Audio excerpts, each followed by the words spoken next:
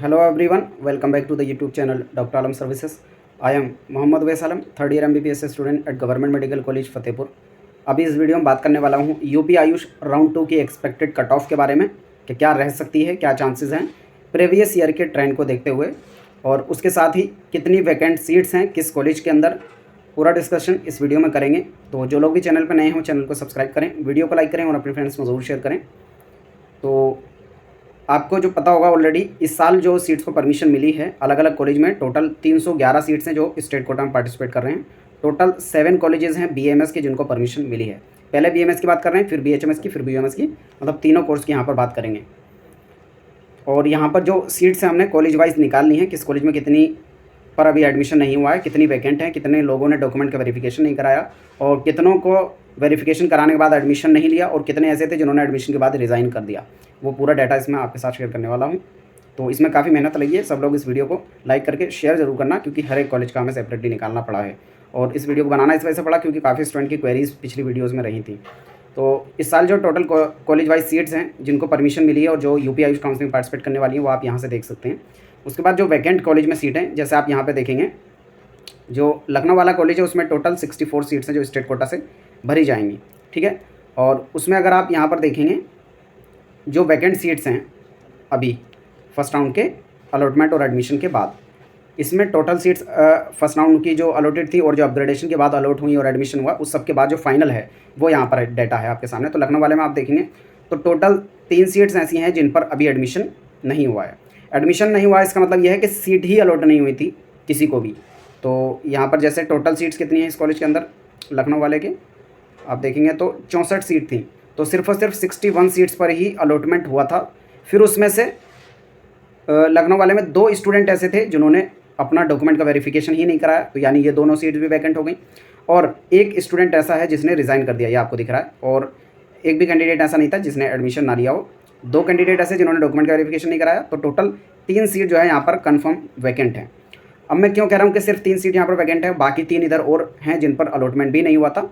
तो टोटल सिर्फ 61 सीट्स पर ही अलॉटमेंट हुआ था। इसका रीज़न ये है कि जो बाकी सीट्स होंगी ना, ये 3, ये सब कैटेगरी वाली होंगी। सब कैटेगरी वाली इसका मतलब है कि कोई मान लो EWS PH फिजिकली हैंडीकैप्ड, मैं एग्जाम्पल तौर पर बता रहा हूँ, और कोई भी कैंडिडेट EWS PH का अगर नहीं होगा तो वो सीट क्या होगी, खाली होगी, तो किसी को भी अलॉटमेंट नहीं होगा। तो इसी तरह से हर कॉलेज में कुछ ना कुछ सीट जो वैकेंट है। तो ये सब कैटेगरी वाली सीट्स हैं जो बची हुई हैं। तो ऐसी जो सब कैटेगरी वाली सीट्स हैं ये आने वाले राउंड में जब कन्वर्ट हो जाएंगी, मतलब अगर इन सीट्स पर किसी भी स्टूडेंट का एडमिशन नहीं होता है तो थर्ड राउंड में होता है सीट्स का कन्वर्जन। कन्वर्जन का मतलब क्या है, जो कोई कैटेगरी वाली सीट है वो जनरल में उसके कन्वर्ट हो जाएगी।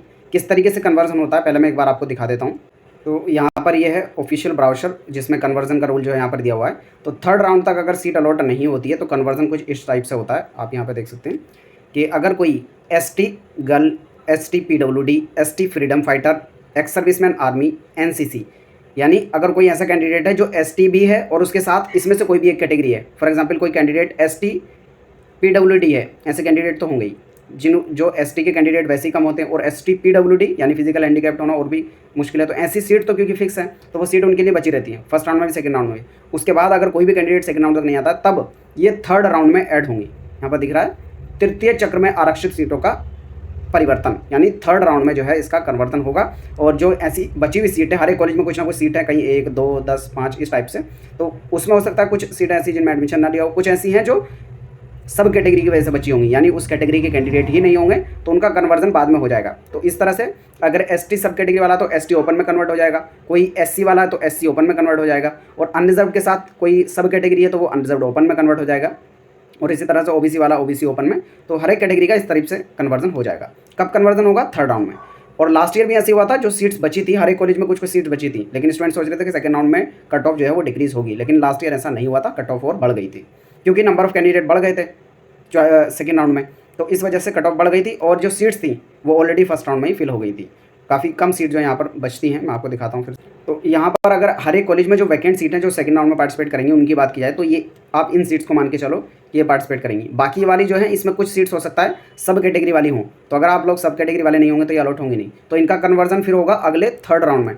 तो फिर डेफिनेटली थर्ड राउंड में जो कट ऑफ डिक्रीज़ होगी, लेकिन कितनी डिक्रीज़ होगी ये कोई नहीं कह सकता, एग्जैक्ट कोई भी नहीं कह सकता कितने कैंडिडेट ऐड होंगे, कितनी डिक्रीज़ होगी, लेकिन ये है कि थर्ड राउंड में डिक्रीज़ होगी। सेकेंड राउंड में कट ऑफ ये नहीं कह सकते बढ़ेगी या घटेगी, बढ़ भी सकती है और घट भी सकती है। इसमें 100% श्योरिटी कोई नहीं ले सकता, क्योंकि टोटल सीट्स ही अगर देखोगे तो BMS में 2, 4, 8, 9 और 14 टोटल 14 सीट्स हैं जो BMS की भी बची हुई हैं। उसके बाद ये सब कैटेगरी वाली सीट्स हैं हर एक कॉलेज में। बरेली में 2, झांसी में 3, लखनऊ में 3, मुजफ्फरनगर में 4, पीलीभीत में 3, प्रयागराज में 1, वाराणसी में 1। और ऐसे कैंडिडेट हर एक कॉलेज में जिसमें डॉक्यूमेंट वेरीफाई नहीं कराया, यानी उनको सीट अलॉट हो गई तो उन्होंने फ्री एग्जिट ले लिया, यानी डॉक्यूमेंट का वेरीफाई नहीं कराया, तो इन कॉलेजेस में है।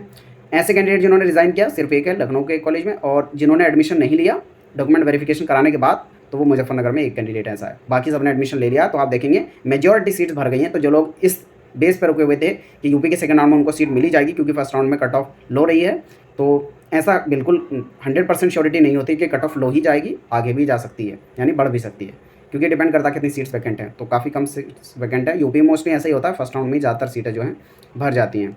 फिर उसी तरह से हम जो है यहाँ पर BHMS का देखेंगे, नीचे यहाँ पर यूनानी का दिया पहले, हालांकि BHMS के सीट मैट्रिक्स आपको दिखाता हूँ किस कॉलेज में कितनी सीट्स हैं।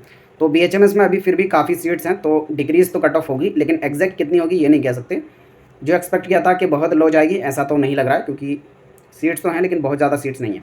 अलीगढ़ वाले में 5 सीट्स हैं जो नॉट अलॉटेड हैं, डॉक्यूमेंट जिन्होंने वेरीफाई नहीं कराया 1 सीट है। तो आप वैकेंट जो है सिर्फ इन सीटों को मानेंगे, इनको वैकेंट सेकेंड राउंड के लिए नहीं मान सकते, क्योंकि ये इसमें हो सकता है कितनी सब कैटेगरी वाली हैं ये तो नहीं पता, लेकिन हाँ इतनी सीट जो हैं जिन पर अलॉटमेंट नहीं हुआ है।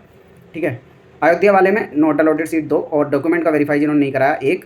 आजमगढ़ में 8 और गाजीपुर में टोटल 16 सीट्स हैं, 15 जिन्होंने वेरीफाई नहीं कराया डॉक्यूमेंट्स का और 1 जिन्होंने एडमिशन नहीं लिया। गाजी और गोरखपुर में टोटल 4 सीट्स, कानपुर में 1, लखनऊ वाले में पूरा एडमिशन हुआ है, मुरादाबाद वाले में पूरी सीट्स भरी हैं, और प्रयागराज वाले में 2 सीट्स हैं जिन्होंने डॉक्यूमेंट का वेरिफिकेशन नहीं कराया। तो यहाँ पर भी लगभग आप देखेंगे तो 25 से 30 सीट जो है यहाँ पर बिल्कुल वैकेंट है, जो सेकेंड राउंड में ही भरी जाएंगी। ठीक है। उसी तरह से BOMS में आप देखेंगे तो BOMS में भी कुछ सीट्स हैं जो वैकेंट सीट्स हैं सेकेंड राउंड के लिए। आप देखेंगे तो लखनऊ वाले में 1 ऐसे कैंडिडेट है जिन्होंने डॉक्यूमेंट का वेरीफाई नहीं कराया, तो सेकेंड राउंड में भरी जाएगी। 2 कैंडिडेट ने रिज़ाइन कर दिया है और 2 कैंडिडेट ऐसे हैं जिन्होंने एडमिशन नहीं लिया डॉक्यूमेंट वेरिफिकेशन कराने के बाद भी, और 4 ऐसी थी नॉट अलॉटेड, यानी वो सब कैटेगरी की रही होंगी सीट्स। इलाहाबाद वाले में भी 4 सीट्स थी और 5 ऐसी थी जिन्होंने डॉक्यूमेंट का वेरिफिकेशन ही नहीं कराया। ठीक है। तो ये BHMS और BOMS का। बाकी अगर बात की जाए कि एक्सपेक्टेड कट ऑफ क्या रह सकती है, तो आप मान के चलो कि सेकेंड राउंड में थोड़ी बहुत कट ऑफ बढ़ सकती है। BHMS में ज़रूर मैं कहूँगा कि कट ऑफ डिक्रीज़ होने के बहुत ज़्यादा चांस है, लेकिन BMS और BOMS में या तो बराबर रहेगी या फिर थोड़ी हाई भी जा सकती है। ठीक है। बाकी एग्जैक्ट प्रेडिक्ट कर पाना मुश्किल है, क्योंकि ये नहीं कह सकते कितने कैंडिडेट ऐड होंगे या इसमें से कितनी सीट जो है कन्वर्ट होंगी। ठीक है। तो ये एक्सपेक्टेड हमारी तरफ से जो डाटा था, तो आप सब देख सकते हैं किस कॉलेज में कितनी सीट है। बाकी नेक्स्ट वीडियो में एक नए अपडेट के साथ मिलते हैं, तब तक के लिए थैंक यू।